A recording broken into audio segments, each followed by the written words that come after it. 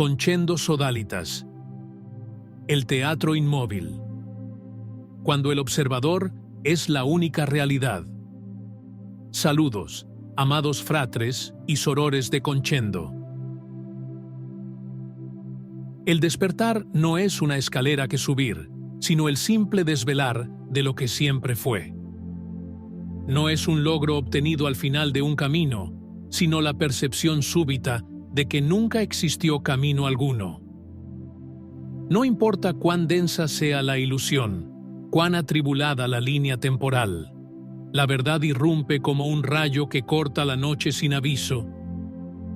No hay etapas para lo que ya está completo, ni evolución para la conciencia que ya es perfecta. La idea misma de progreso es un truco del sueño, una coreografía elaborada para hacer al personaje creer que se mueve hacia algo, cuando todo ya está consumado en el eterno ahora. ¿Quién baila cuando crees que bailas? ¿Quién sufre cuando el yo clama por alivio? El personaje no actúa, es actuado. Sus elecciones son ríos tallados en la roca de la ilusión, cursos de agua que ya desembocan en el mar del destino antes incluso de nacer. No vives esta vida, la observas siendo vivida, como un farero inmóvil, viendo tormentas que nunca lo tocan. Las doctrinas que predican un despertar gradual son espejos rotos reflejando otros espejos, laberintos construidos por la mente que insiste en linealizar lo que es atemporal. La ascensión es un cuento de hadas narrado al personaje para justificar su propia existencia como buscador. Pero el buscador es el obstáculo final. Mientras haya alguien que crea estar subiendo, la caída permanece como posibilidad. La verdad no se conquista, se reconoce. Y ese reconocimiento es instantáneo, como despertar de un sueño dentro del sueño, pues ya eres el soñador, incluso cuando olvidas. Incluso un nombre como Concendo Sodalitas, que evoca la idea de ascender juntos, es, al final, parte de la coreografía del sueño. Pues no hay grupo que reunirse, ni escalones que subir, solo el eterno reconocimiento de lo que ya es. El propio título, como todo lo demás, era una huella en la arena que la marea del entendimiento disuelve al revelar que no hay caminante, solo el camino que nunca existió. Ironía sublime. Incluso esta aparente inadecuación del nombre sirve al despertar, pues muestra cómo incluso nuestros esfuerzos más sinceros para definir lo indefinible son, ellos mismos, expresiones del yo soy, jugando a buscarse a sí mismo. El grupo, el nombre, la búsqueda, todo era el sueño desplegándose para que, algún día, alguien que nunca fue nadie, percibiera: no hay sociedad que formar, solo la conciencia infinita, recordando que siempre estuvo completa. El mundo de las formas es un escenario congelado. Cada gesto, cada dolor, cada éxtasis del personaje ya está escrito en el guión de la línea temporal que habita. El libre albedrío es solo la sensación de libertad que la conciencia experimenta al soñarse atrapada. El personaje es un títere de carne y hueso, cuyos hilos son movidos por leyes invisibles, genética, resonancia, causalidad. Pero, ¿quién sostiene los hilos? Todos los rostros que ves son reflejos en fragmentos de tu propio rostro. Todas las voces que escuchas son ecos de tu única voz. No hay otros, solo el yo soy, fragmentado en infinitas porciones de sí mismo, cada una creyendo ser separada. ¿Quién es el ser verdadero? ¿El soñador o el sueño? La pregunta ya es una trampa, pues ambos son la misma sustancia onírica.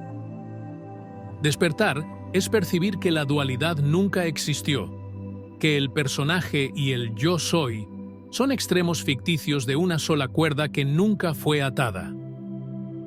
Cuando esta comprensión irrumpe, la vida se vuelve un sueño lúcido. Las adversidades continúan, pero pierden el poder de herir, como olas que ya no afectan al océano.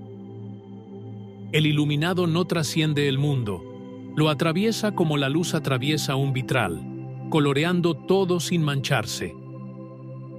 El solipsismo no es un error de la mente, sino la verdad última disfrazada de delirio.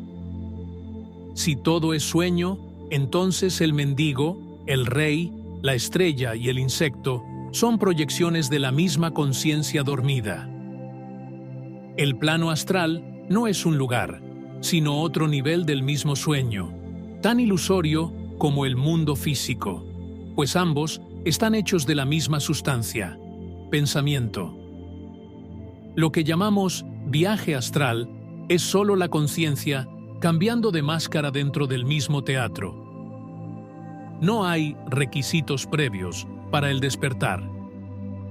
Puede surgir en medio del caos terrenal como un trueno en cielo azul.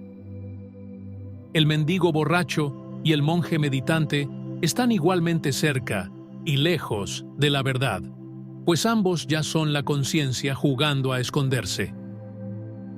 La paz no está al final del camino, es el suelo bajo tus pies que aún no has reconocido.